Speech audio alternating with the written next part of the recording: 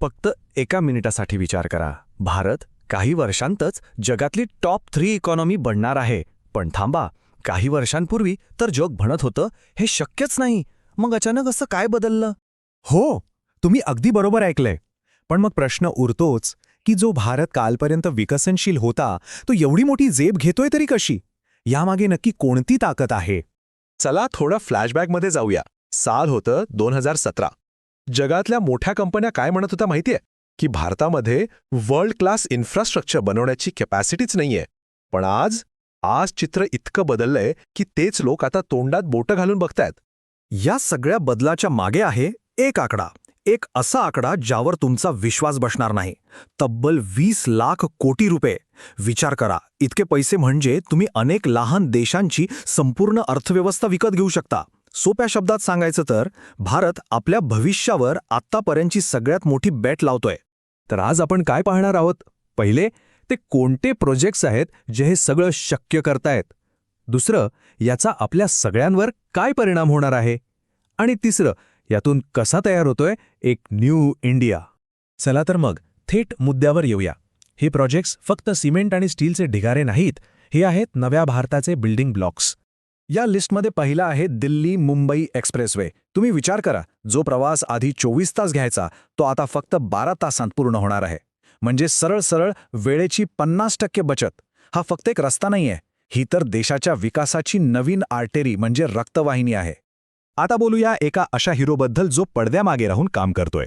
Dedicated freight corridor म्हणजे काय? तर मालगाड्यांसाठी बनवलेला एक खास हाय स्पीड ट्रॅक. याचा फायदा काय? एक, मालगाड्यांचा स्पीड तिप्पट होणार, तब्बल 100 किलोमीटर प्रति तास. आणि दुसरं, आपल्या मेड इन इंडिया वस्तू जगात जास्त वेगाने आणि कमी खर्चात पोचतील. ही एक सायलेंट पण जबरदस्त क्रांती आहे. आणि आता येतोय तो प्रोजेक्ट जो भारताची नवी ओळख बनणार आहे. Yes, bullet train. मुंबई ते अहमदाबाद 508 किलोमीटरचं अंतर फक्त 2 तासात.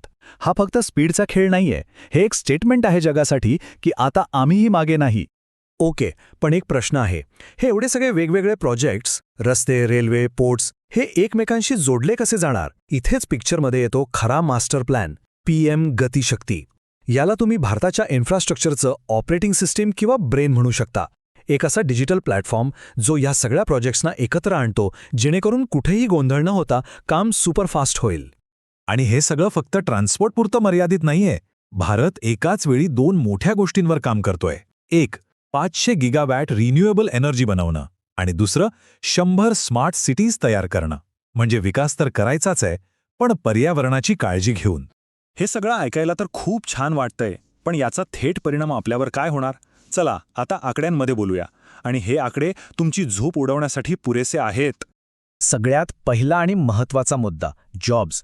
या मेगा प्रोजेक्ट्समुळे डायरेक्ट 1 कोटीपेक्षा जास्त नवीन नोकऱ्या तयार होणार आहेत. 1 कोटी म्हणजे विचार करा, किती घरांमध्ये यामुळे चूल पेटणार आहे, किती लोकांचं आयुष्य बदलणार आहे. आता पैशाचं गणित बघा.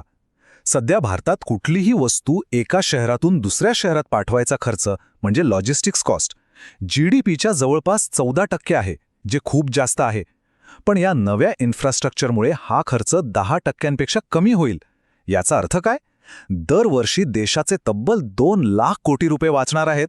या पैशात काय काय होऊ शकतं याचा तुम्हीच विचार करा. तर मग याचा फायनल इम्पॅक्ट काय? GDPमध्ये दरवर्षी 1 ते 2% भर, एकूण 6 कोटी लोकांना रोजगार आणि आपल्या निर्यातीत 30% वाढ. हे आकडेच सांगतात की भारत कोणत्या दिशेने निघालाय. पण थांबा, ही गोष्ट फक्त आकड्यांची नाहीये.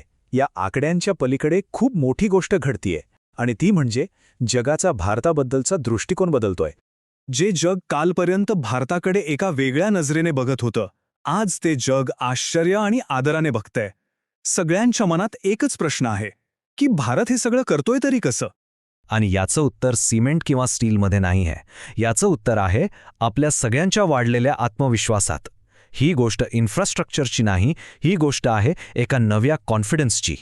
कारण खरा बदल रस्त्यांवर नाही तर लोकांच्या विचारांमध्ये होतोय. आपल्या देशात हे शक्यच नाही, ही जी मानसिकता होती ती आता आपण काहीही करू शकतो या विश्वासात बदलतीये. आणि मित्रांनो, हाच तर आहे खरा नवा भारत. आणि म्हणूनच आज अख्खं जग एका सुरात म्हणते, to bet on India is to bet on the future. म्हणजे भारतावर पैज लावणं हे भविष्यावर पैज लावण्यासारखं आहे. तर भारताच्या या नव्या प्रवासाबद्दल तुमचं काय मत आहे आम्हाला कमेंट्समध्ये नक्की सांगा आणि असेच माहितीपूर्ण व्हिडिओ बघण्यासाठी चॅनलला सबस्क्राईब करायला विसरू नका.